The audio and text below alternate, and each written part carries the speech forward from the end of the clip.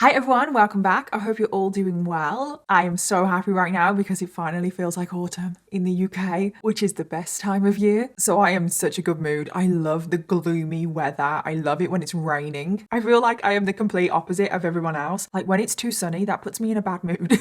But anyway, today we are covering a case that creeps me out. This case just really blows my mind, and it's not like really overcovered either. So you probably have never heard of this case. And today we are going to be covering the case of Ming Shu. And this guy, he possibly has one of the creepiest backstories I've ever come across. All I'm going to say is Freud would have a field day with this case. Oh yeah, we have mommy issues in today's video. Ugh. So Ming, when he was 15 years old, he was attending high school and he developed a crush on his maths teacher. Now this was not like a normal, ordinary teenage crush. Oh no. Ming became obsessed with his maths teacher. And this was a woman called Mary Stouffer. And then when Ming eventually left high school, he couldn't stop thinking about his maths teacher. He didn't leave his teenage crush behind. He let it consume his life. Until eventually Ming started a campaign of stalking that lasted almost 15 years. And then one day Ming decided to take action and make the fantasies in his head a reality. And tragically, 2 young children would get pulled into this. Mary's 8-year-old daughter Beth, but then a completely just innocent child that had nothing to do with anyone in this case, who was 6-year-old Jason Wilkman. Hello, Dad? Yes, Bethy. Are you okay? Yeah. Is Mommy okay? Yes. We're fine, Dad. We can't talk anymore. When can you come home? I don't know. Can you okay, Dad? See you soon. Okay. Bye. Bye-bye, sweetie.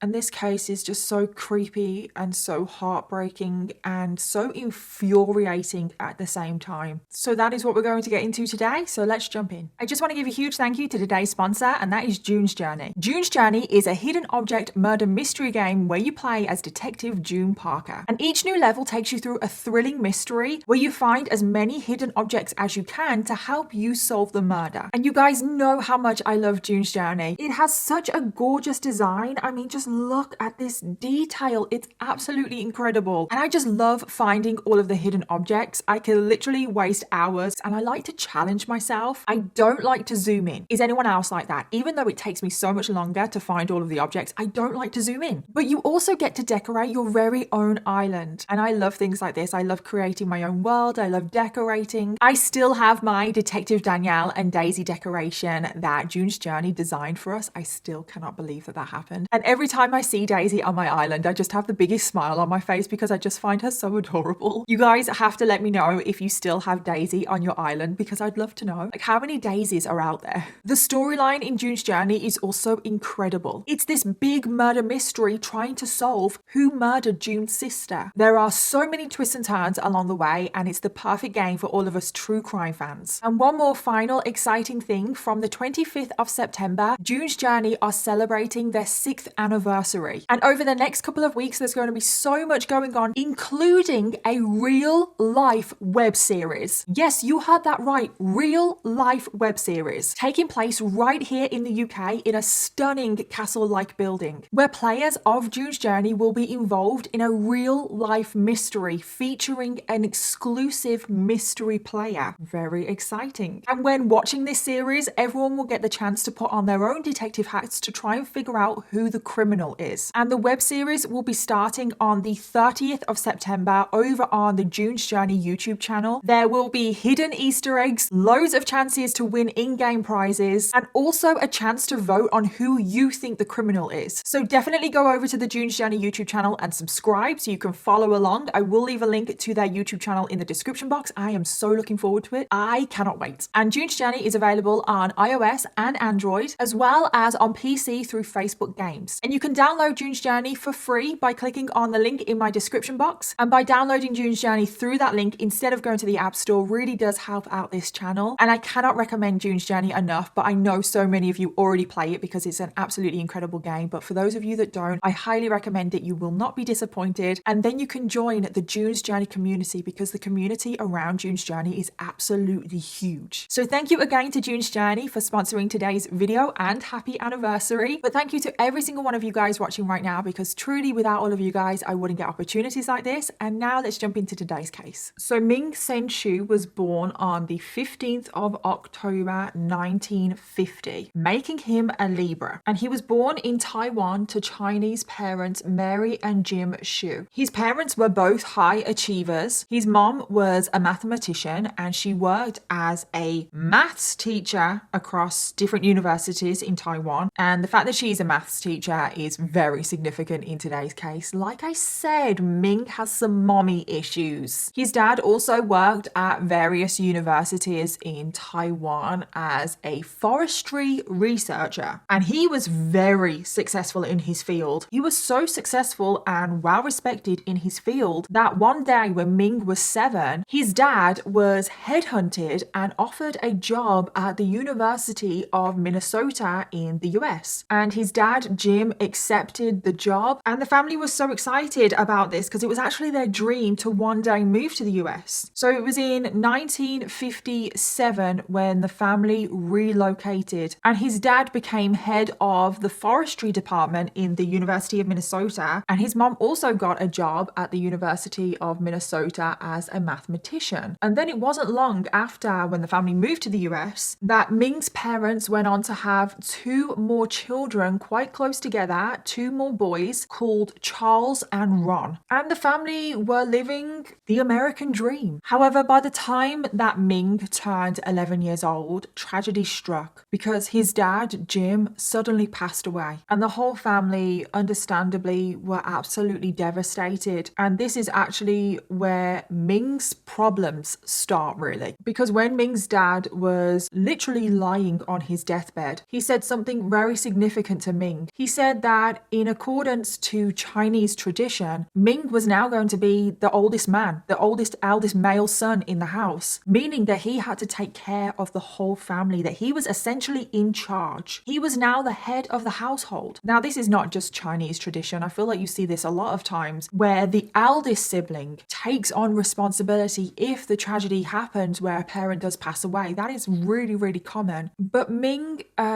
took this maybe a bit too literally. He became an absolute nightmare. He didn't step into that almost like fatherly figure. He didn't step into a really caring person. He actually became an abuser. So his 2 younger brothers at this time were aged 6 and 3. And then Ming at this point is about 11. He could almost be 12 at this point. So all 3 are very young. And Ming decided to treat his 2 younger brothers as his personal slaves. And I truly mean that. Ming told his 2 younger brothers that they had to comply with every single thing that he told them. So if Ming wanted food, the 2 younger brothers had to prepare the food, give him the food. If Ming wanted his room tidying, the 2 younger brothers would have to do it. Every single day when Ming returned home from school, the 2 younger brothers had to be there waiting for him. They had to take his bag, his coat, everything. They had to hang it all up. They had to take his books into his room. They also had to take off Ming's socks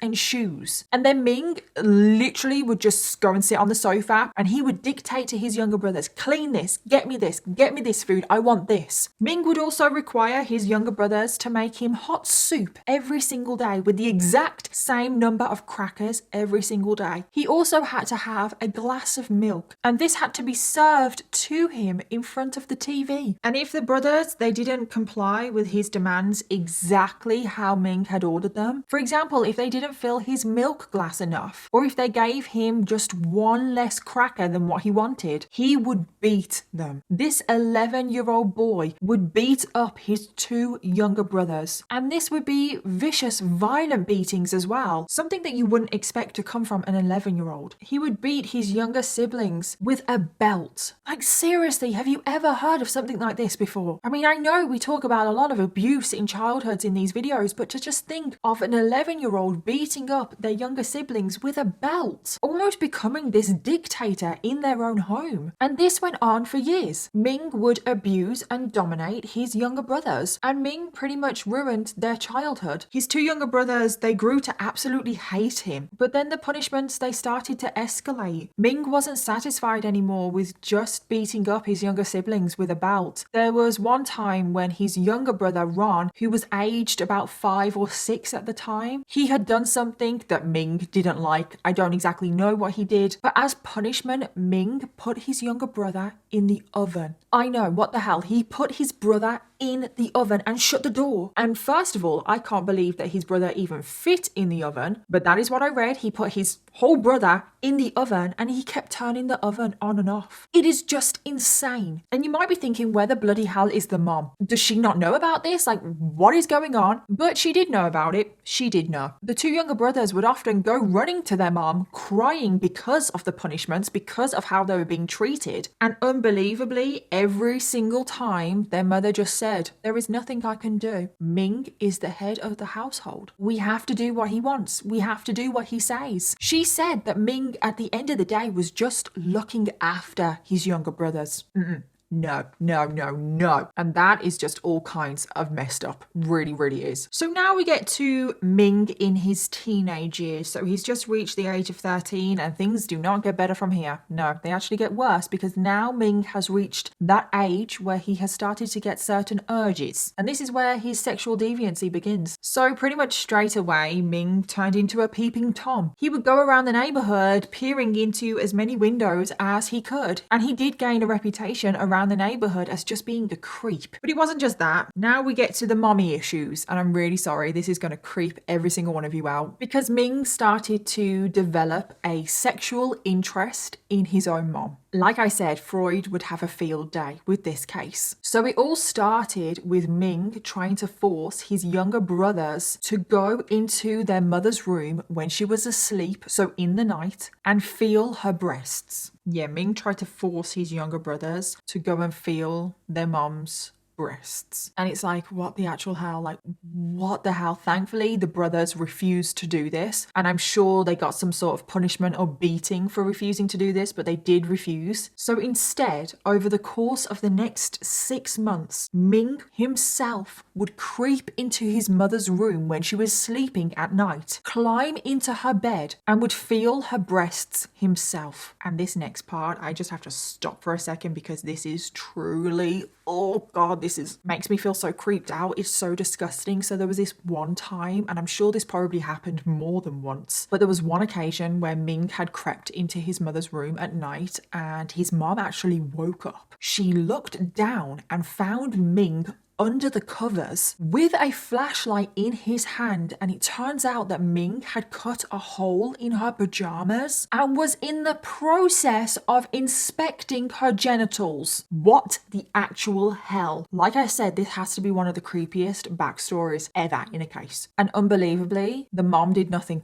The mom did nothing. I am sorry. What the bloody hell? She decided to just ignore the situation. I think she was probably hoping that it would just go away. The problem would just go away. There would be no need to do anything. However, just a few months later, when Ming was only 14, he became even more of a troublemaker because he had started to set fire to various apartment blocks in his neighborhood. So he is an abuser, a sexual deviant, and now he's an arsonist. That's a really good combination. And thankfully, he was arrested at some point for this, and he was ordered to undergo a psychiatric evaluation, which is where this video should end. But unfortunately, it doesn't. Because when he was having this psychological evaluation, this is when his mom finally admitted to what Ming was doing. The fact that he was creeping into her bedroom every single night, that he was feeling her breasts, that he was inspecting her vagina. And when the doctors heard this, they thought that he needed serious help, which I think he did, and he was admitted to an adolescent psychiatric unit, which was the best place for him. He could have gotten some help, he could have gotten a diagnosis, medication, treatments, and it was recommended that he was going to be held in this unit for a very long time because there was something seriously wrong and he needed a lot of treatment. This is where this video should end. I shouldn't even be talking about Ming right now because this is where he could have gotten help and this is where people could have intervened. However, it turns out that someone filled out the paperwork wrong. Just a simple human error. And the information about Ming was never filed into the system. So although doctors had written on his file that he could pose a serious danger to society, because it wasn't filed properly, Ming was released from the unit after only spending a few days there, which is just so infuriating, so incredibly infuriating. So we now get to the fall of 1965. Ming is now 15 years old, and this is literally just after he has been released from the unit. And Ming had gone into a new year at high school, and this is where he was assigned to start attending a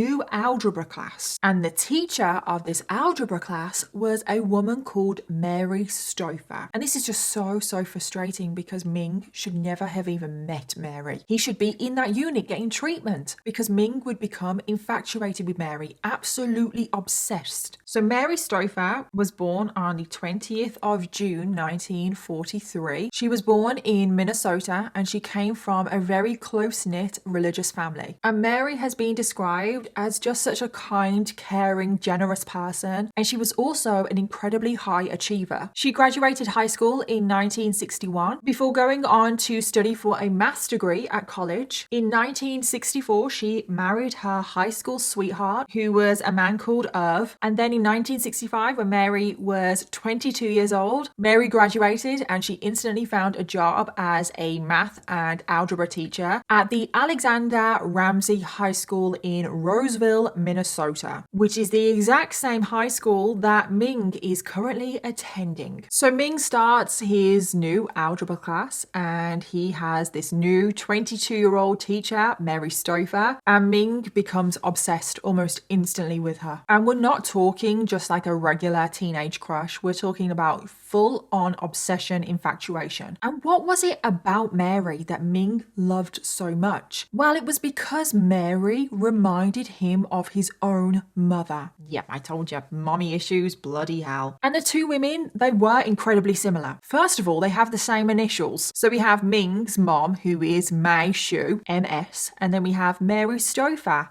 MS. They are both maths teachers, not a coincidence. They also had a very similar dress sense, which was very modest. It was very toned down. Neither one of them wore makeup, no jewelry. Think of like that typical 1950s, 1960s housewife. That is kind of how they both dressed. And Ming had realized that his sexual desires around his own mom were inappropriate. So he basically just passed those desires that he had for his mom onto Mary. And these sexual fantasies that Ming started to have about Mary, they were extreme. Ming experienced fantasies that are usually associated with a narcissistic personality disorder. So a lot of the fantasies that he would have, he developed a very grandiose sense of self-importance. Essentially, Ming believed in his fantasies that he was God's gift to women. So in these fantasies that he would have, they were usually sexual. Ming would always be the knight in shining armor. He would come in, charge in, and swoop Mary off her feet. And you know, he was like the hero of the story. But they wouldn't stop there. He would actually go home and write sexual fiction about Mary. He would actually write full-on novels, sexual novels about his teacher. And I'm sure he was probably pleasuring himself at the same time. And all of these sexual novels and all of the fiction and all of the fantasies, it became his whole life. It completely consumed him every single waking moment. He was living in all of these fantasies that he was this really powerful, tough, God's gift to women, and all women wanted him. But he only wanted one woman, and that was Mary. And Mary also realized that the only man in the world for her was her teenage student, Ming. And remember all of this sexual fiction writing, because this does come back up later on in the case. So Ming was in algebra class for the next 2 years, and the whole 2 years he was just yearning after his teacher. And Ming fully believed that he was in love with his teacher. But not just that, he also believed that Mary secretly loved him as well. Like, he was completely delusional. Even though Mary didn't really pay him much attention, she paid him just as much attention as anybody else. But Ming thought that, you know, she was being sly. She didn't want to let on too much to everyone else that she was in love with him. But Ming believed that Mary was constantly thinking about him. Even though she barely looked at him, she was thinking about him. Mary was just too scared to admit her real feelings for Ming. But that didn't matter, because one day she would finally admit her feelings and Ming would come running in and swoop her off her feet, and they would both run off together into the sunset and live happily ever after. So over those 2 years that Ming is in algebra class, his obsessions were just growing and growing and becoming stronger all the time. However, in 1968, Ming is currently 18 years old. He's in his last year at high school. The absolute worst thing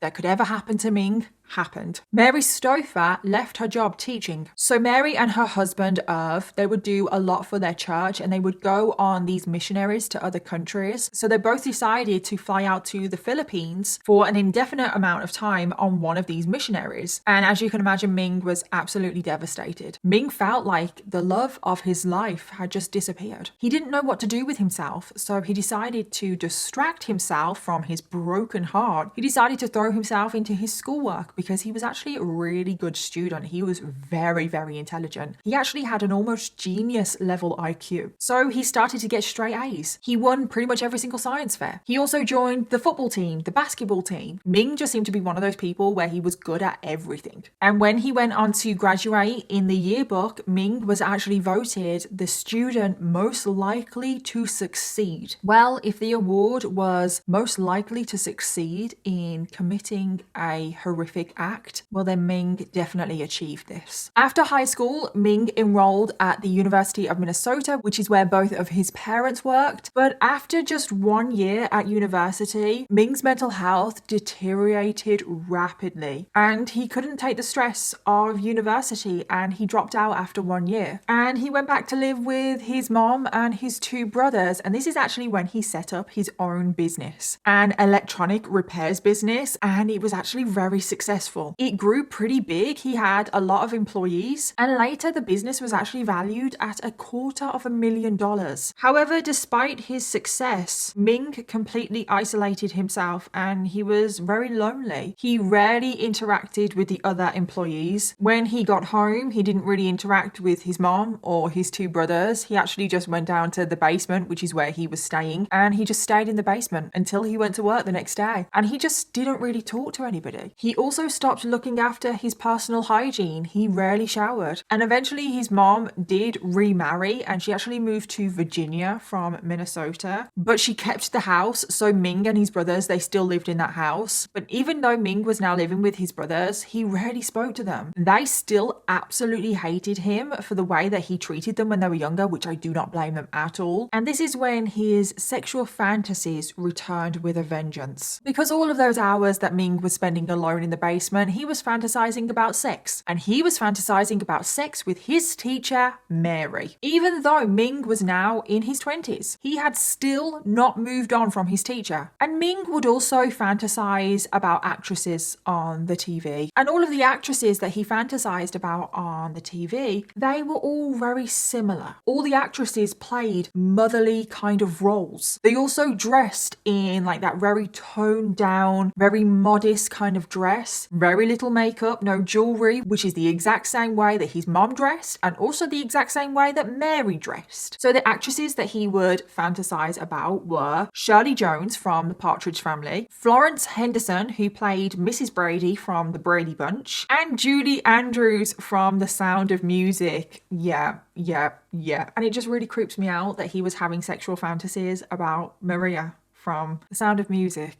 Wow. And when I was looking up these women, because there were a couple that I wasn't quite sure what they looked like, something that I found so bizarre is that they all look so similar. They all have like very short, like blonde hair, and it's all in the same style. They all dress the same. It's just weird, like really is weird. And then remember that I said that Ming's sexual fiction would pop back up. Well, now it does. Because Ming would spend hours and hours pouring his heart out into his sexual fantasy novels. And when I say novel, I actually mean novels. And I know you're probably thinking that these novels, they're going to be very explicit, very graphic, maybe like sexually degrading, like explicit porn, like, you know, the kind of thing that I'm talking about, but they were nothing like that. Ming followed the format of Victorian romance. So we know that Ming's ideal woman is basically a mother, very modest, very homely, like that traditional housewife, very caring, doesn't wear much makeup, blah, blah, blah. We know that that is his ideal woman. Well, his writings reflected that. His stories would always kind of be the same. There would always be a dashing young man, which was him, and the man in these novels was like a sexual dynamo. He was amazing in bed. He was God's gift to women. And in the novels, it really would be very like old-fashioned. He would be on a horse and he would like break into like a castle or a grand grand manner, and he would capture a woman who would be older, maybe married, very motherly, and he would capture this woman, he would put her on his horse. She would try and fight back because she was like, oh no,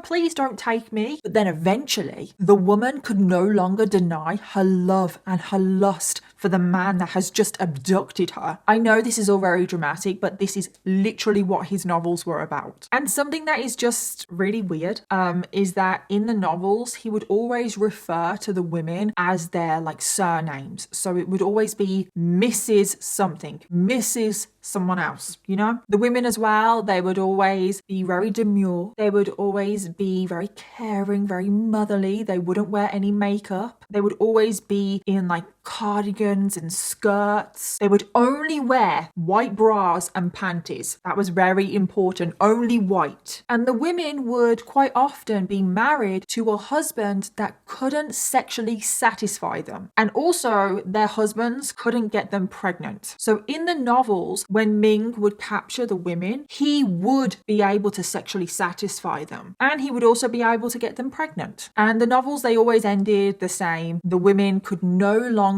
resist Ming's perfect body. They would fall madly in love with him. And Ming was the only one that would be able to sexually gratify them. And all of the women would long to have Ming's babies. It's all delusional, isn't it? It's absolutely crazy. And you actually can read some of his novels online, which I had the unpleasant experience of doing. And something that I noticed in his novels is that they were a little bit graphic at times, but the focus was mainly the woman falling in love with Ming. Them wanting to have a baby with him was also a key part. Romance seemed to be the key desire of these novels and making a family. And I do have some of the novel here, which I will read to you. So sit down, let's gather for Ming's novels. YouTube is actually going to hate me for reading some of these things out. I'm sorry, I do not know how I am going to get through reading this without laughing. I'm laughing now. Oh my God. Okay. Compose yourself, Danielle. Okay, let's go. So all of this is, quote, Ming touched the warmth of her reproductive organ.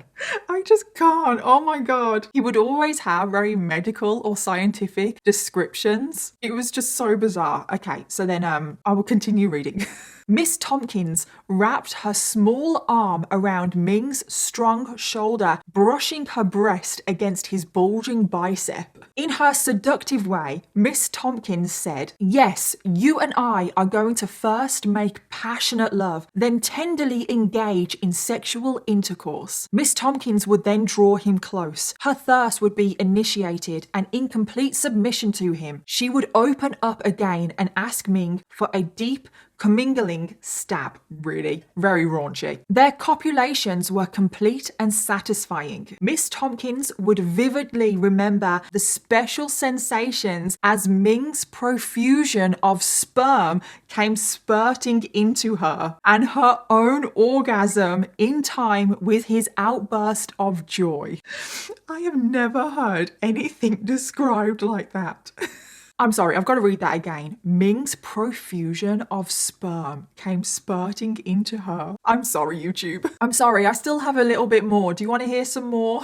As her body was convulsing uncontrollably during her climaxes, Miss Tompkins cried out Ming's name repeatedly, rhythmically, asking him to love her some more. Oh my God, this next bit. Oh no, this is definitely the worst one. Oh no.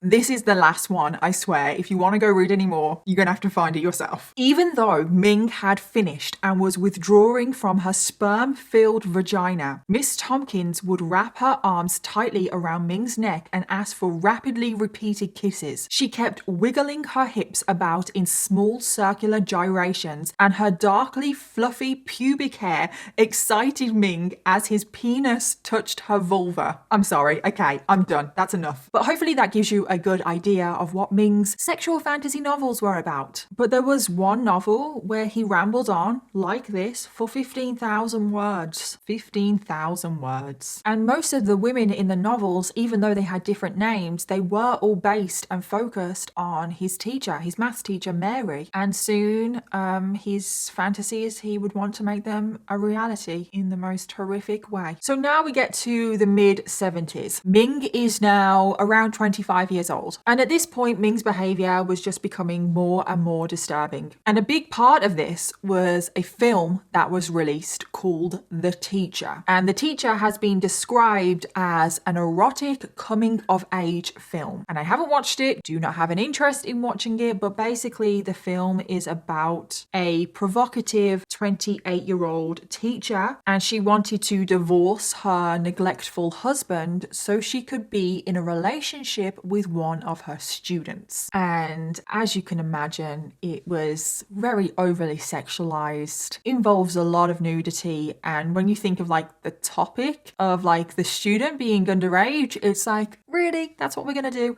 Okay. But anyway, Ming watched this film and he was like, oh my God, this is my life. He became convinced that that film was his life, that Mary, his maths teacher, wanted to leave her husband and wanted to start a relationship with her former student, which was Ming. He thought that he was a sign that they were supposed to be together. And Ming watched this film over and over again. And he wrote a lot of basically fan fiction from this film, where he based it that he was the student and Mary was the teacher. And his sexual behavior towards his mom was also still incredibly creepy. So when his mom would come and visit, because remember that Ming still lives with his brothers. So when his mom would come and visit, she would obviously stay in her old room. And Ming, even though he's 25 years old, in the middle of the night, he would still creep into her room and get into the bed next to her. And his mom kept telling him, Ming, you need to get out of my bed. This is incredibly inappropriate. Because as well, he was just really creepy. I think we can all imagine like he was just being touchy-feely. Oh God, I don't even want to think about it. And eventually his mom would get him to leave, but Ming was so angry about this. He felt so rejected that after this incident, he actually barely showed his mom any attention ever again. And this whole incident with his mom further proved to Ming that Mary was the only woman for him. And it's just so disgusting. I truly think that Ming does want his mom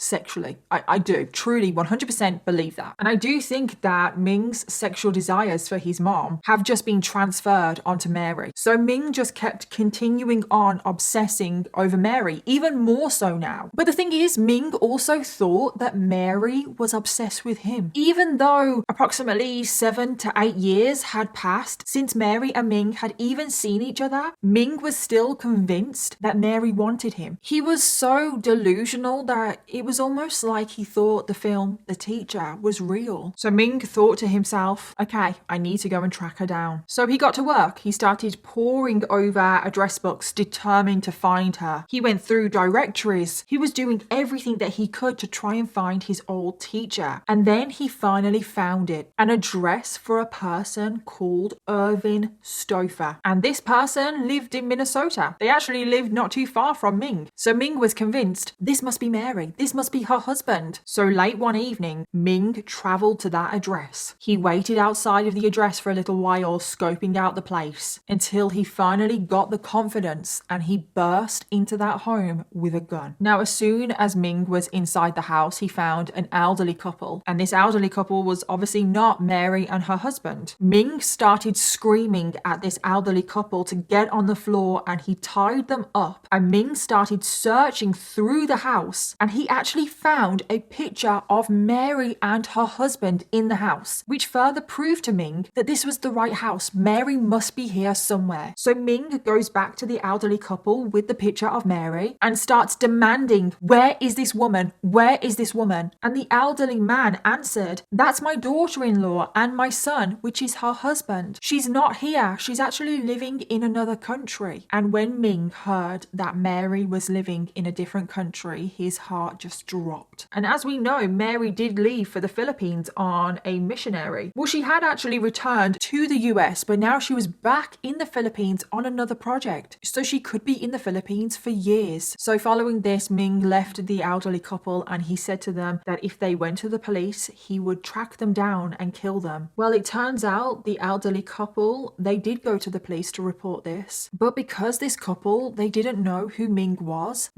never tracked down, and it was just just marked as a burglary. So Ming went back to his life of complete isolation. Mary was in another country. When was he going to save her from her husband? When were his dreams going to come true? His two brothers also eventually left home, so Ming was truly on his own now in that house. And he thought to himself, I'm going to have to play the long game. Mary will return eventually, and when she does, I will have her. So the years went by, and Ming was constantly on the lookout for any sign of Mary. Had she returned? And then in 1979, which was approximately 5 years after Ming had broke into the elderly couple's home and held them at gunpoint, Ming found out that Mary Stouffer was returning to the US. He found this out because one day he was combing through a local newspaper and he came across an announcement saying that Mary Stouffer was coming back, and it talked about all of her work in the Philippines with her church. And Ming was thrilled. He could not believe his luck. He was over the moon. He believed that his dreams were about to come true. Mary and Ming were destined to be with one another. And within no time at all, Ming managed to track down where Mary was. Mary and her husband were living in an apartment on the campus of Bethel University, which was only about 5 miles away from Ming's home. Ming also learned that Mary and her husband now had 2 children, a girl named Beth, who was currently 7 years old, and a younger boy called Steve. And as soon as Ming found Mary, Ming began a huge, intense stalking campaign of Mary and her whole family. Mary would quite often give presentations at the university about her missionary work, and Ming would always be there. He would always be sat in the audience, but Mary would never know. Whenever Mary would leave the house to run errands, Ming would follow. Whenever she would attend church every single Sunday, Ming was always there, sat creepily in the back row. Ming managed to memorize the schedules of all the family, their hobbies, their interests, what they liked, the food that they liked, the toys that her children played with. He would spend every waking moment thinking about Mary, stalking her, learning about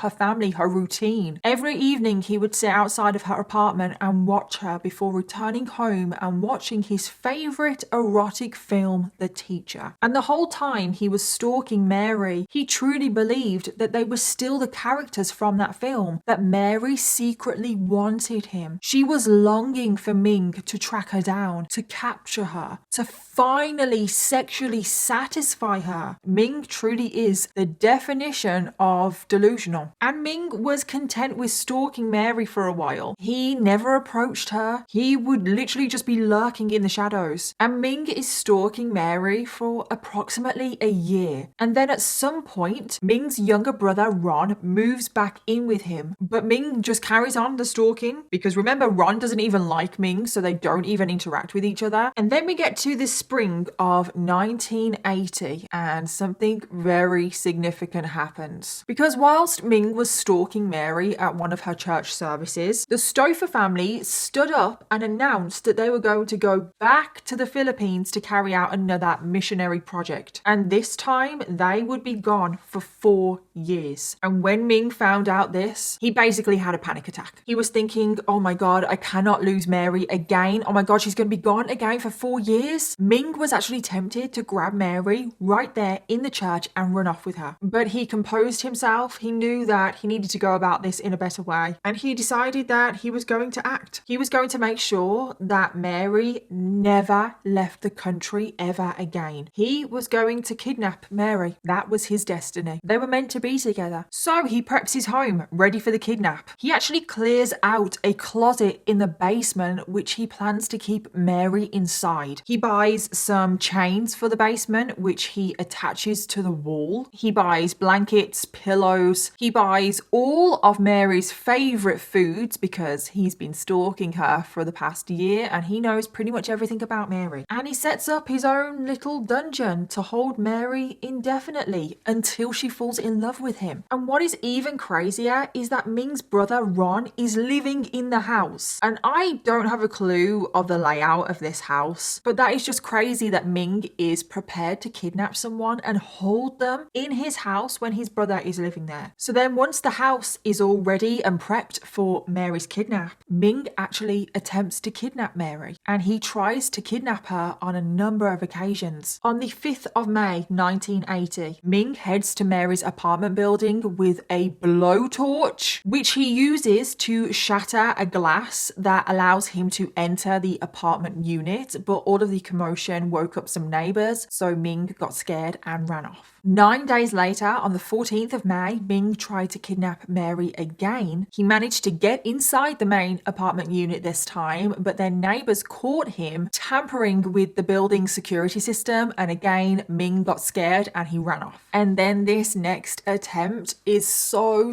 creepy. Oh my god, this is literally my worst nightmare, and I'm sure it's probably a lot of people's worst nightmare. But during the third kidnapping attempt, Ming managed to break into, I don't even know, I think it was like a basement room underneath Mary's apartment, and Ming cut a hole in the ceiling of the basement, and it turns out that the hole that he had cut in the ceiling was the space directly under Mary and her husband's bed, and the hole was big enough for Ming to get his whole head through. So Ming puts his head through this hole, and Ming is just there, his head under their bed, and Mary and her husband are in bed and they're just talking, and Ming is there under their bed just listening. Oh my god, if that is not your worst nightmare, I don't know what is. Oh my god, imagine having a stalker that is that obsessed with you that they're literally under your bed, like they've cut a hole in your floor and they're under your bed. That is literally taking the boogeyman under your bed to a whole nother level. And Ming decided that he couldn't abduct Mary right there and then, even though he had access to her apartment, because Ming knew that he would never be able to abduct Mary in front of her husband. He couldn't overpower him. But when he was there creeping under the bed, Mary and her husband were having a conversation, and Mary said in that conversation that she had a hairdressing appointment the next day. So Ming, listening, thought, great, that is my opportunity, because she will be alone then. So we get to Friday, the 16th of May, 1980, and this will finally be the day that Ming, who is now 29 years old, will come face to face with the love of his life, Mary Stouffer, who is currently 36 years old. And this is just 4 days before she is due to leave for the Philippines. And this would be the day that would be the worst nightmare for Mary Stouffer, because on this day, she did have a hairdressing appointment, but she wasn't alone. She was with her 8-year-old daughter, Beth. So at around 4:30 p.m. on that day, Mary and her daughter left the hair salon. They both made their way over to Mary's car, and they saw this man, and he was wearing like a big oversized leather jacket. He was wearing sunglasses. He definitely looked a little bit suspicious. And of course, this man was Ming Sen-shu. And Mary saw him and thought maybe he wants to ask directions. She thought that this man had completely innocent intentions because she always saw the good in people. But obviously we know that Ming did not have good intentions at all. And he jumped out on Mary and Beth, and he was holding a gun. He immediately grabbed Mary's daughter Beth and held the gun at Beth. And he screamed at Mary to get in the car and drive, otherwise he would shoot. Now Mary, seeing that Ming had a gun pointed towards her daughter, did everything that she was told. Mary got into the driver's side, Ming got into the passenger side, and Beth was in the back seat. Beth was still being held at gunpoint, so Mary drove the car. As Mary is driving, she is saying things like, "Do you need money? What's wrong? Do you need help? I'll give you money. Just let me pull over. I'll give you anything that you want. Just please don't harm my daughter." And when Mary was saying all of these words, it was in that moment that Ming realized that Mary didn't know who he was. Mary didn't recognize him. As far as Mary was concerned, this was a complete stranger that was holding a gun to her daughter. And Ming's world completely shattered, because in his mind for 15 years, he had been fantasizing about this moment, about Mary. He had convinced himself that Mary secretly loved him, and he was so infuriated. He was so angry. He was like, how does she not remember me? So this was not going to plan at all. Mary didn't have a clue who he was. And also, there was another problem. Beth, the daughter, she was not supposed to be there. Ming wanted Mary all to himself. He didn't want her daughter. As far as Ming was concerned, Beth represented Mary's old life. And Ming wanted to start a new life with Mary and have children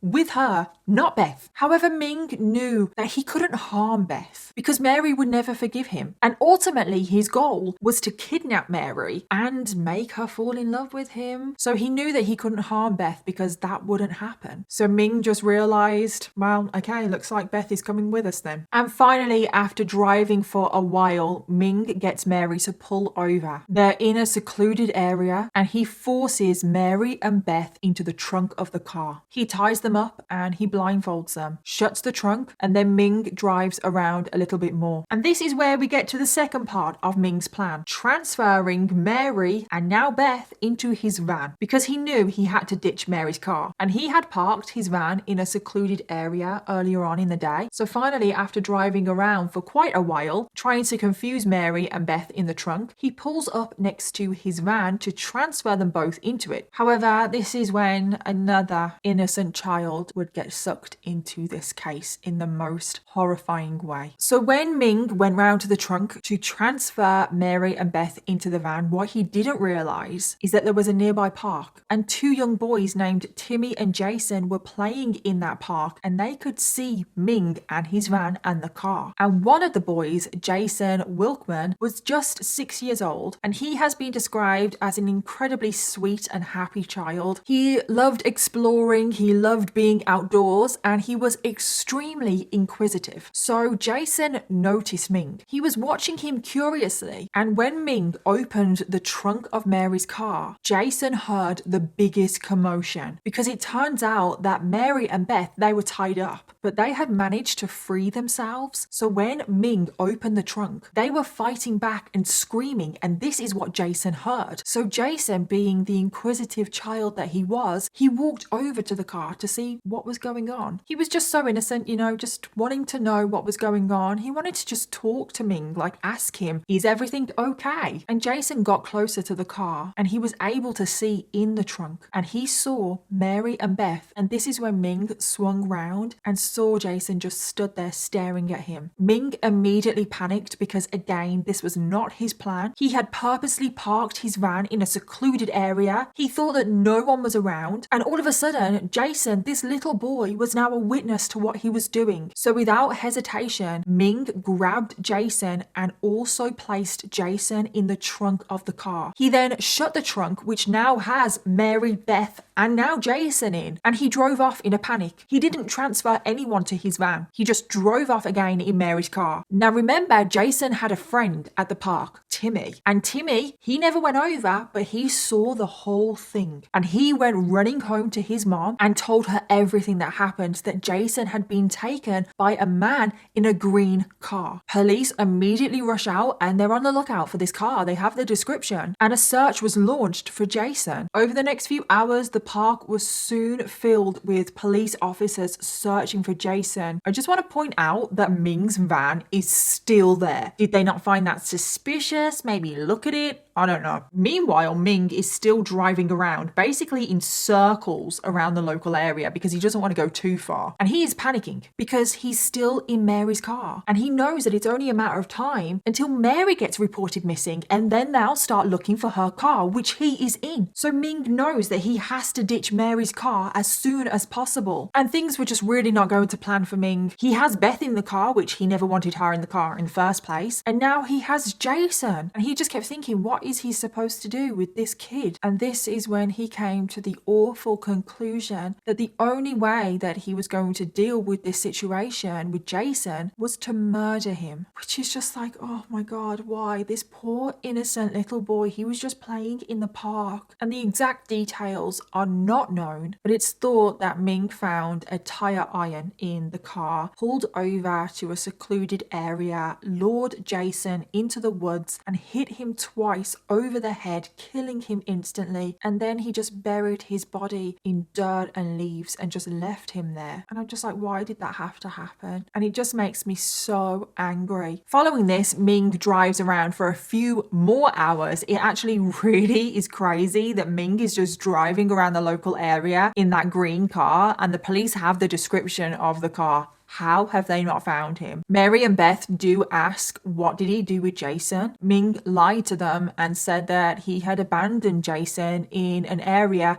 that he would be found. And I did wonder, why didn't he tell them that he had murdered Jason? Because that would definitely be intimidating. That would make them even more scared of him, easier to control. But then I realized that Ming's whole aim here is to make Mary fall in love with him. Just like in his novels, it's all about the love, the romance. And he doesn't want Mary to think badly of him. He is literally kidnapping her and her daughter, so I don't know why his brain thinks like that. But in Ming's twisted mind, he thinks that Mary will forgive him for all of this. But she may not forgive him if she finds out that he has murdered an innocent little boy. That was just my thought process anyway. I don't know if that's true. I just thought that. So night eventually falls and Ming knows that he has to ditch Mary's car now. And even though the place where he abducted Jason is swarming with police, Ming manages to pull alongside his van. Don't know how he did this. I don't know how the police did not see him do this. And he manages to transfer Beth and Mary into his van without anyone seeing him, and then he drives off. And finally, just after midnight, Ming arrives at his home. He drags Mary and Beth out of the back of the van and he leads them inside at gunpoint and forces them down to the basement and to the closet that he has prepped. Once in the basement, Ming removes Mary and Beth's blindfold and they are both even more terrified. Ming then leads them to the open closet that he has prepped for Mary, and it looked like, I don't know, like Harry Potter's cupboard under the stairs. Like literally, it just had like blankets on the floor, pillows, it had a bucket for the toilet in there, and then some chains on the walls. He chained both of them to the wall and he shut the door and he left them in complete darkness. And Beth was just screaming and crying, and Mary was trying to keep it together for her daughter, and all Mary could do with her daughter was pray that they got out of this situation. But Mary felt completely helpless. She didn't know where she was, she didn't know what this man wanted, and she didn't even know who this man was. The next day finally comes and the search for Mary and Beth was already underway. After the crazy events of yesterday, Mary's husband Irv had obviously noticed that his wife and daughter didn't return home from the hair salon, and he reported her missing to the police straight away. And Mary and Beth were reported missing a few hours after Jason was. And when Irv phoned up the police to report his wife and daughter missing, Irv gave a description of Mary's car to the police, and the police taking down this description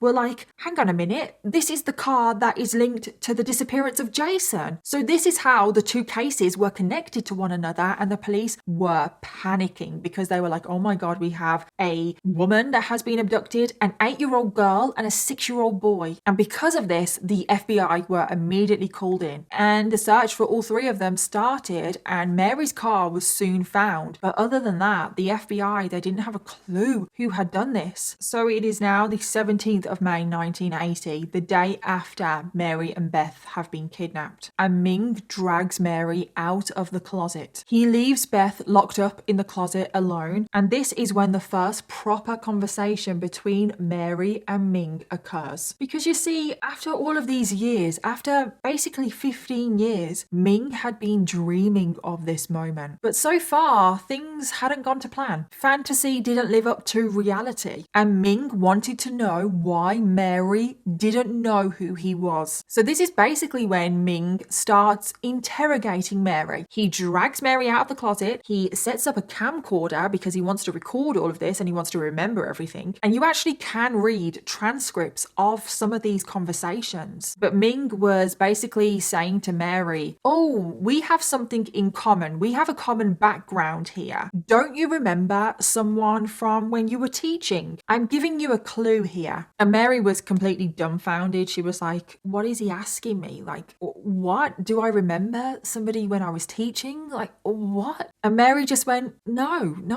I don't remember anybody from when I was teaching. And Ming responded, you don't remember any of the students that you taught? So she was trying to rack her brain and she was like, yeah, I remember one student. He was kind of a troublemaker. His name was Bob. And oh my god, this angered Ming so much. He was like, oh, so you only remember the troublemakers? Oh, I see how it is. What about the good students? What about the hard-working students like me? And this is when it first dawned on Mary that he was a student of hers. And she said, you were a student in my class? Really? And he was like, yeah, I know it's only been like 15 years, but it's burned into my brain. I remember everything about that class, where the desks were, what you wore, when you were walking around. I remember everything. How dare you not remember me? And Mary was just so shocked. She was just like, what do you want with me? And Ming decided to tell Mary a complete lie. He was too embarrassed to admit to Mary that he had had a crush on her, that he was in love with her, and he had been in love with her for the past 15 years. He was too embarrassed to admit that, so he made up a completely fabricated story. Ming told Mary that one time she had given him a bad grade. She had given him a B-,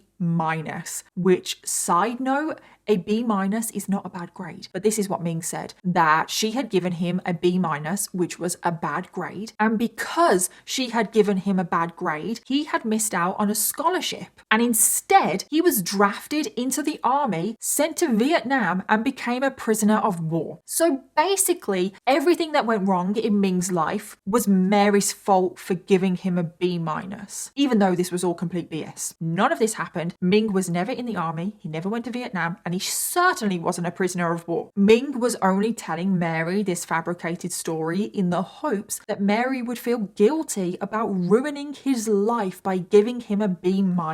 And this first conversation went on for hours, and Mary was just sat there so confused. Beth was still locked in the closet completely on her own, and Ming also told Mary another lie. He told her that he would let her go in 4 days' time so she could still go on her trip to the Philippines. But this was all a lie. Ming was not planning on letting Mary go ever. But Ming said in the meantime though, Mary needed to be punished for what she had done to him. And how was Ming going to punish Mary? Well, he was going to sexually assault her. So following this interrogation, Ming dragged Mary to the bed, and Ming told Mary that he was going to rape her. And Mary begged for him not to do this, but Ming just ignored her pleas and said that Mary needed to feel the emotional pain that he had been through all of these years. And he filmed the whole thing on his camcorder so that he could keep a record for his own pleasure. Following the assault, Mary actually asked Ming, "Why are you filming this?" And Ming responded, "Once I've released you, I can look back at these tapes and know that I have gotten revenge on you." And then Mary was locked back in the closet with Beth, where they would now be left alone for hours in complete darkness. And the days start to pass. Mary and Beth are just locked in this closet pretty much 24 hours a day. All they have is some blankets and pillows and a bucket for the toilet. And every day Ming would prepare food for Mary and Beth, and he would always prepare their favorite food because Ming knew what their favorite food was because he had stalked them for so long. And this just really creeped out Beth and Mary because they were like, how does this man know our favorite food? And they were never allowed out of the closet. They were not allowed to shower. And you can probably imagine the smell that was in that closet, seeing as they only had a bucket for a toilet. The only time they were allowed out of the closet was when Mary was dragged out of the closet multiple times every single day to be sexually assaulted. And he filmed every single encounter. So now we get to the 4-day mark, which is obviously the day that Ming said that he would release them. However, the day came and went and Ming did not keep his word. Every day Ming would just go to work and leave Beth and Mary tied in that closet. However, after the 4 days, the punishments actually started to get a little bit more severe because Ming started to separate Mary and Beth. Just for psychological torture, Ming would drag Beth, the 8-year-old, out to his van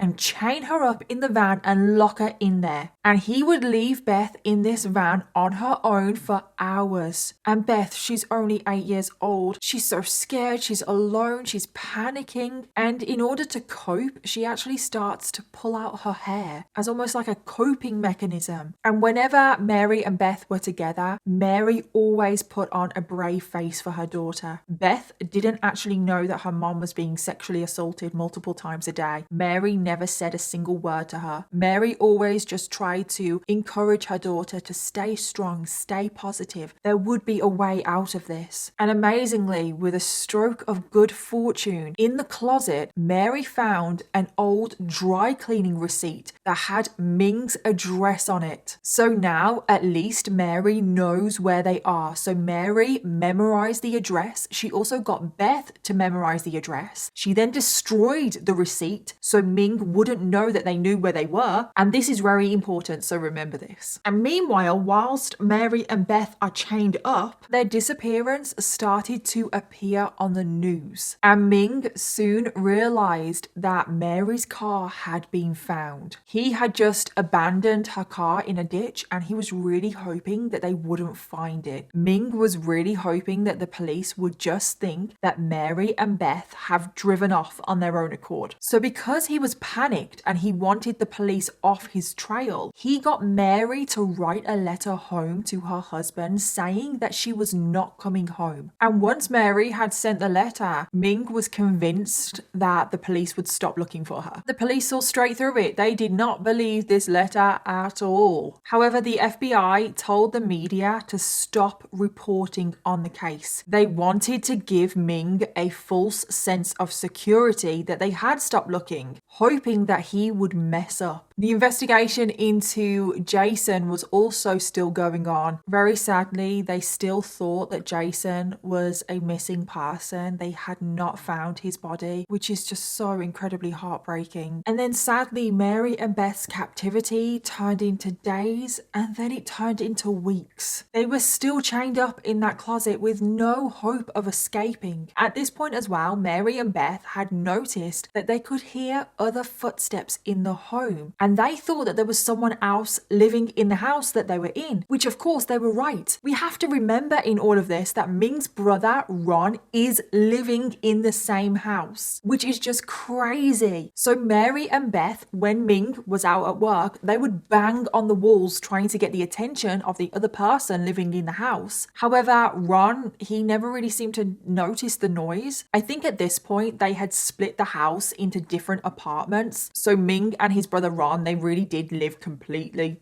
separately. They had separate kitchens, separate bathrooms, separate living areas, separate everything. And later on, he did actually say that sometimes he did hear some strange noises, but he just thought that Ming had gotten a girlfriend. And as time passes and Ming realizes that his brother Ron hadn't noticed a thing and the police weren't looking for Beth and Mary at his home, they didn't know who Ming was, Ming started to get a lot more comfortable and cocky, and he started to let Mary and Beth out of the closet. Mary also convinced Ming that Beth needed a healthy and nutritious diet because she was a growing girl, and Ming agreed. Ming went to the grocery store, he bought all of this healthy, nutritious food, he allowed Mary and Beth in the kitchen to cook, and then they would all sit around the dining table like a little family and eat dinner together every single day. And I can just imagine Ming. This is his whole dream. He would have been loving every single moment of this. Ming also allowed them both to have a shower. He bought Beth books and board games. They would all sit and watch TV together. It really is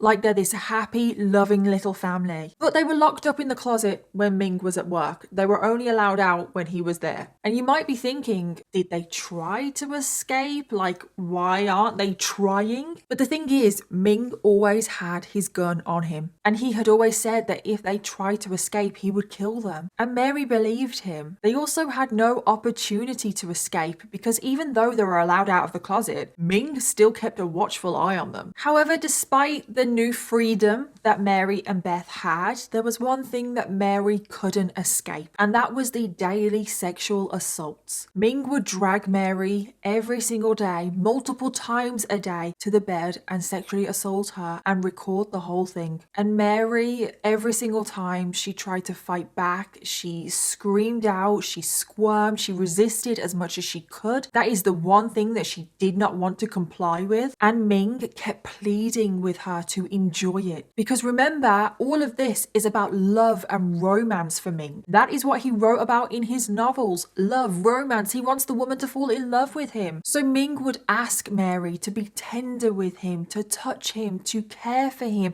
to caress him, to kiss him. But Mary, every single time, she refused. However, the more times this happened, the more times that Mary turned him down, Ming started to get performance issues, if you know what I mean. And he blamed it all on Mary. He said that he could not perform because she was not telling him that she loved him, that she wasn't kissing him, that she didn't care for him. And after one night, after Ming was pleading with Mary to kiss him, and Mary was refusing, no, no, no, no, Ming flew into a rage. He grabbed Beth out of the closet, got a plastic bag and placed it over her head and said that he was going to suffocate her. And Ming said that if she agreed to kiss him, he would stop suffocating her. And of course, Beth, she has this bag over her head. She is screaming, she is crying, air is running out, and Mary is going into a panic because she didn't want to give in to Ming. She didn't want to give him what he wanted. She didn't want to kiss him. But Mary couldn't take it anymore and she gave in and she kissed Ming on the cheek, hoping that that would be enough. But Ming was like,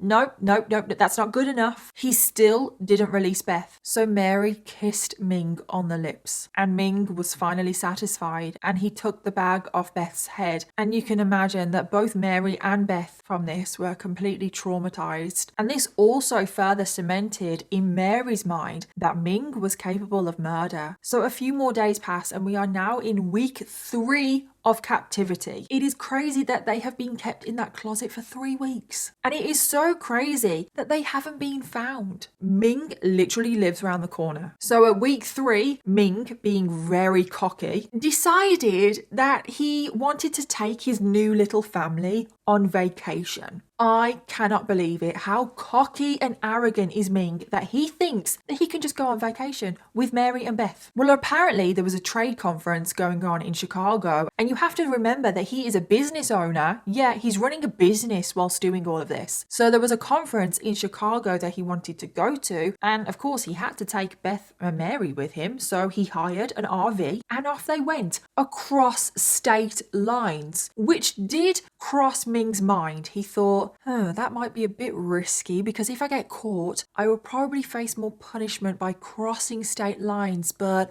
oh well. So in the RV, he covered all of the windows with cardboard. He also had Mary and Beth tied up in the RV, and he also did research on other kidnappers to make sure that he learned from their mistakes. And he told Mary that if she tried to get anyone's attention, he would kill her and Beth instantly, and the stranger that she told. So it was just before midnight on the 9th of June that they set off on their little trip. So once they got to Chicago, Ming went off to the trade conference, but then after that, he decided to take them both out sightseeing. Have you ever heard of something so crazy? This is how cocky and confident he is. He has so much control over Mary and Beth that he is able to take them out in public and they don't say anything. They are so scared that he will kill them. So Ming took Mary and Beth to the mall. He bought them some new clothes, which Mary had to pay for. They went to Sears, they went to Kmart, they all went out for food. But Mary tried to be clever during this trip because, like I just said, Mary had to pay for everything. And she used a traveler's check for one item that she paid for, hoping that this would get flagged in some sort of system because obviously she knew that she was reported missing. She thought that the FBI would be able to track that check, know where she was at least, and hopefully save her. However, the check never got alerted to the FBI and they didn't know about it. At one point as well, when Mary and Beth were on their own in the RV, Beth was brave enough to remove a little bit of cardboard from the window and she saw a group of teenagers outside. They were like playing, hanging out, and Beth got their attention and she told this group of teenagers that her and her mom had been abducted by this man that was going to kill them. But this group of teenagers, they didn't take Beth seriously. They thought that she was just messing around and they walked off laughing. So a few days later, they all returned from their little vacation to Chicago. And at this point, Ming was feeling on top of the world because he truly felt like he had this little family. His fantasies really were becoming a reality. And Ming was so cocky that he decided to grant Mary and Beth one wish, which was that Beth was allowed to phone home to her dad, Irv, to wish him a happy Father's Day. So Beth phoned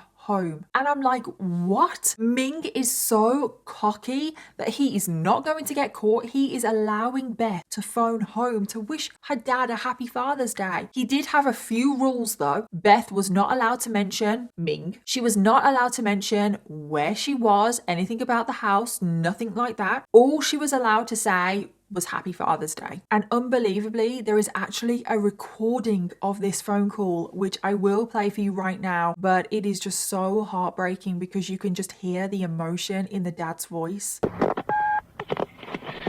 Hello, Irv speaking. Hello, Dad? Yes, Bethy. Are you okay? Yeah? Is Mommy okay? Yes. That's good. Oh, Daddy? yes? Happy Father's Day. Oh, thank you so much, sweetie. You're fine, Dad. Oh, I'm so glad. We can't talk anymore. When can you come home? I don't know. Can I talk? Talking to you, okay, Dad? Can I talk to him? No. Okay, you call again. See you soon. Okay. Bye. Bye-bye, sweetie.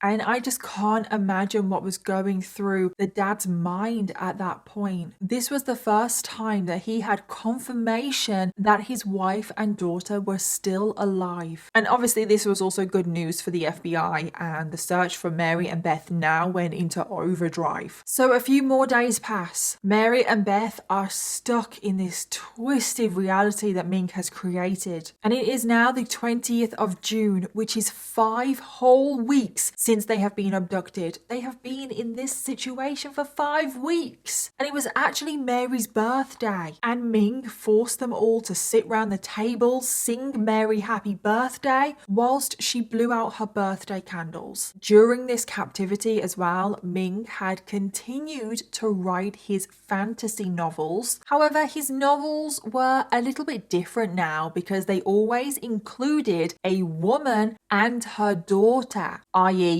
Mary and Beth. And again, these novels, they would have a very similar theme to what they did before. Ming somehow gets into the home of the woman, then rapes the woman. The woman has a sexual awakening and realizes that, oh my God, Ming is a sex god. This is what she has always wanted, and runs off with him and takes her daughter with them. So yeah, that is basically what he thinks his reality is. And then it gets to the 4th of July, and Ming again is so cocky that he takes Mary and Beth to a firework display. Again, a little trip like they're a little family. However, something very significant happens on this trip to the firework display because Mary sees a sheriff's car, and on the back of the car is the phone number to the local sheriff's office. And Mary memorizes this number. And then when she is back at Ming's home and she's back in the closet with Beth, she tells Beth to also memorize this number. And again, this is very significant. And now we get to the 7th of July, which is day 53 of captivity. They have actually been in captivity now for 8 weeks. And you might be wondering, when does this come to an end? Well, thankfully, on the 7th of July, it does. Because on the morning of the 7th of July, Mary woke up just like any other day in the closet, and Ming started rambling on that he enjoyed their little vacation to Chicago. So he's thinking about renting an RV and the family taking a year-long trip in the RV. And when Mary heard this, she was like, no, I cannot allow this to happen. It was in this moment that it dawned on Mary that Ming was never going to let them go. And if they went into that RV on that year-long trip, they would never escape. So it was on the 7th of July, when Ming went out to work as he always did, that Mary decided that she had to act. And there was actually a stroke of luck because a few days earlier, Mary and Beth had been moved to a different closet because Ron, Ming's brother, was actually out of town for a while. So they had the whole house to themselves. So Ming, being the very caring person that he is, moved Mary and Beth to a slightly bigger closet. And Ming, being very arrogant arrogant and cocky. He hadn't taken the same precautions with the new closet as he had with the original closet, because the original closet, he had reinforced the hinges, he had removed the door handle on the inside so there was no way that they could get out, and he would always place a large piece of furniture in front of the door, so even if they did manage to open the door, they still wouldn't be able to get out. Well, in this new closet, he hadn't done any of that. The door handle was still there, hinges not reinforced, and he didn't put furniture in front of the door because he was so cocky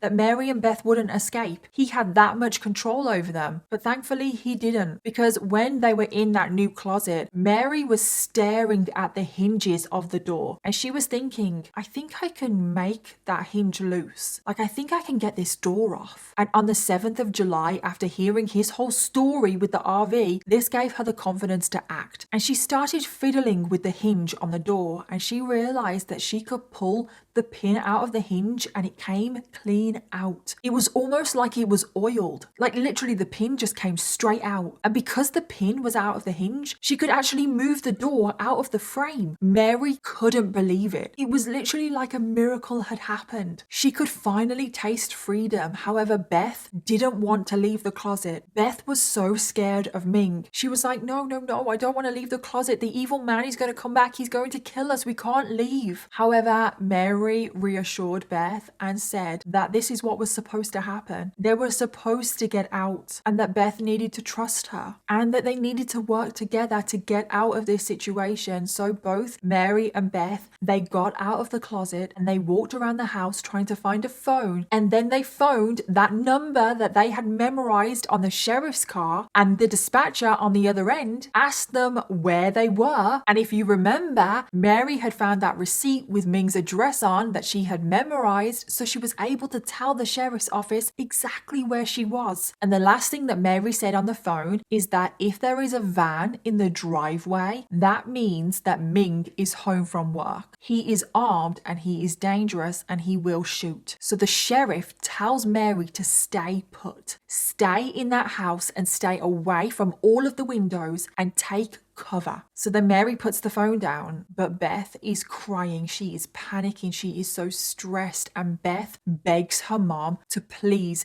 let them go outside. Beth wanted to go outside and hide in some bushes and wait for the police. So Mary, ignoring the sheriff, crept outside with Beth, and they managed to hide behind some bushes that was kind of like by a car. And within moments, police arrived at the scene and Ming is nowhere to be seen. He is still at work. So police break into the home and they frantically search the home for Mary and Beth, but they're not there. And then all of a sudden the police saw movement by a car, thinking that it was Ming, rush over, guns drawn, and thankfully they realized in time that it was Mary and Beth. And thankfully this is the moment where Mary and Beth are finally saved. Following this, Mary and Beth were rushed straight to the hospital. Mary had actually lost 20 pounds during her captivity. They both needed immediate medical attention, and once they had received this, they were both taken down to the sheriff's office for questioning. Now, when they were being questioned, the police kept asking about poor Jason Wilkman, because this whole time they had believed that Jason was also being held captive. But this is when Mary broke the news that they had not seen Jason since the day they were kidnapped. Mary didn't actually know that Jason had been murdered though, but because the police hadn't found him and because he wasn't in that house, this is when everyone came to the horrible conclusion that Ming must have murdered Jason. And this is when the police rush to Ming and arrest him, because he hadn't actually been arrested yet. And when the police arrived at his work, Ming was completely oblivious, like he didn't know what the hell was going on. But when Ming was taken into the sheriff's office, they had made a terrible mistake, because as Mary and Beth were being escorted out, they brought Ming in at the exact same time, and Mary and Beth had to come face to face with Ming once again. And Ming started screaming at Mary and Beth, saying, "Why did you do this? What did you tell them? Why did you escape?" Following this, Mary and Beth were finally reunited with their husband and dad, Irv, and their son and brother, Stephen. And the whole family were just over the moon that they had all come through this. this. However, the ordeal for Mary was not over. Ming was absolutely furious and he vowed to take revenge on Mary. And I bet you're thinking, hang on a minute, he's been arrested? How does he plan on taking out revenge on Mary? Like, hasn't he done enough? But unfortunately, there is still more to come. Because first of all, Ming tried to hire a hitman when he was in jail. Another inmate was actually due to be released very soon, and Ming offered him $50,000 to go after Mary and kill her. Ming handed this man a check for $1,000. The man accepted the check, said that he would go and do the hit, but then as soon as the man got out of prison, he just cashed the $1,000 and went on his merry way. Following this, Ming tried to escape prison himself to kill Mary himself. And the way he did this was so bizarre. And if I have any electricians, like electrical experts, like watching this, please comment to tell me if this is possible. So Ming collected a load of Kit Kat wrappers, you know, like the tin foil, the Kit Kat wrappers, and he collected a load of them in hoping that using the tinfoil, he could disable the security system. I mean, Ming was an electronics expert. Can that happen? Like, can you do that? Like, seriously? I mean, it didn't work. A security guard had caught onto what he was doing and he was not allowed in the cafeteria ever again, and he was actually moved to a high security cell. And then finally, on the 9th of September 1980, 2 months after Mary and Beth had escaped, Ming went to trial and he pleaded not guilty. At the trial, Mary was very brave and she showed up to give evidence. And when Mary first walked into the room, Ming actually lunged at her and started shouting, "Why did you leave me? Why did you leave me?" Ming had to be restrained and escorted from the court. And eventually Mary was able to take the stand and give evidence, and she told the courtroom everything. She gave every single detail of her ordeal. The defense did try to use the defense of insanity. However, the defense of insanity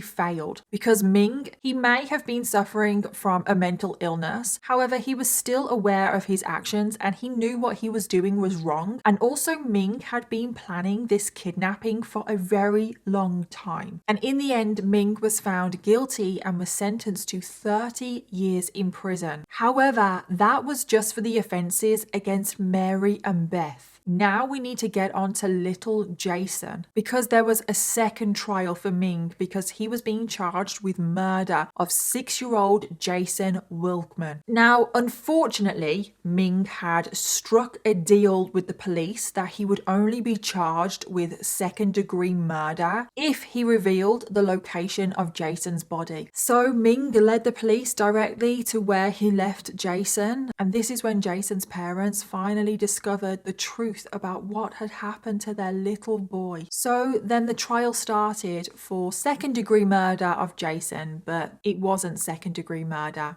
Not at all, first degree. So the trial started and Mary showed up again to give evidence against Ming. She wanted to do everything in her power to keep Ming behind bars for as long as possible. So remember in the first trial, Ming had lunged at Mary? Well, unbelievably, the same thing happened again in this trial. Whilst Mary was on the witness stand, Ming managed to get up from where he was sat. He ran over to Mary and he was holding a knife. Somehow Ming had managed to smuggle a knife into the courtroom, and when Ming ran up to Mary with this knife, he slashed her face and her face started pouring with blood. Thankfully, Ming was restrained before he could do any more damage, because I guarantee you he probably wanted to kill Mary in that moment. Mary was immediately taken to hospital and she required 62 stitches, and she was left with a pretty large scar on her face from this. But thankfully, other than the scar, there was no other lasting damage. But I can't believe that he is still trying to seek revenge against Mary. He is still trying to attack her. And following this attack, the trial restarted and Mary again gave evidence she was not about to give up. And finally, Ming Sen-shu was found guilty of second-degree murder of Jason, and he was sentenced to 40 years in prison. So Ming has finally been sent to prison. However, in the years that passed, Ming has definitely been a nightmare prisoner. He has been caught many times making his own weapons. He has assaulted many other inmates. He has threatened numerous guards. He has also shown no remorse to anything that he did to Mary, to Beth, to Jason. He has refused all treatment, and he has eventually been moved to a maximum security facility. But whilst Ming was behind bars, Mary and Beth were able to rebuild their lives. Mary still went to the Philippines with her family just like she had planned. She remained committed to her faith, and she continued on doing work for the church and her community. Over the years, Mary and Beth have done countless interviews sharing their story in the hopes that their story will help other survivors out there and let other people know that you can get through this, that you are not alone, and there is light at the end of the tunnel. Both are truly inspirational people. I remember thinking, this isn't really happening to me. What's going on? Is this a dream? I was very scared. Our hands were still tied. We could not reach up and turn on the light. And so the only thing we could do is lie down on that floor, and we just had to try to get some rest because we didn't know what the next day would bring. And then in 2010, Ming Sen-shu actually came up for parole, and Mary and Beth were terrified. They actually thought that there was a chance he could get released. And Ming had always said to Mary that if he ever gets out, it doesn't matter how old he is, he will hunt her down and he will kill her. And if she's already dead by the time he gets out, he will kill her children. And if they're dead, he will kill her grandchildren, and so on. He is like someone possessed. He is so obsessed with Mary that he almost has this mindset that if he can't have her, no one can. And he is so delusional that he thinks that he needs to take revenge on Mary, and he is still, to this day, holding on to that. However, it has been determined that Ming is just way too dangerous to ever be released. And under Minnesota law, a sexually dangerous person can be held in prison indefinitely until they are deemed safe to be released. And thankfully, Ming does not fit the criteria to be released. He is thankfully still behind bars to this very day, and I pray and I hope that he never gets released, because I truly do think that Ming Sen-shu is a danger to society, but I 100% think that he is still a danger to Mary, Beth, and the rest of their family. And thankfully, Mary and Beth are still doing well to this day, and I really do wish both of them all of the joy and the happiness in the world, and just their whole family. I just hope that they're doing okay. And then there is also Jason Wilkman, and very sadly, I couldn't find anything about him online. I always like to end my videos focusing on the victim and telling you a little bit about them, but I couldn't find anything about Jason. But it's just so incredibly heartbreaking that he was taken at only 6 years old. I do know that he was an only child, and his parents lost their only child that day. And I am so sorry to Jason's parents and the ordeal that they went through. And that brings us to the end of today's case. As always, let me know your thoughts, theories, and opinions. And don't forget to leave me your case suggestions in the comments down below, because I always want to know what you want to hear next. Thank you again to June's Journey for sponsoring today's video. Don't forget you can download the game using the link in my description box, and you can also check out their 6th anniversary events. So that is everything from me, and I'll see you all in my next video. Bye.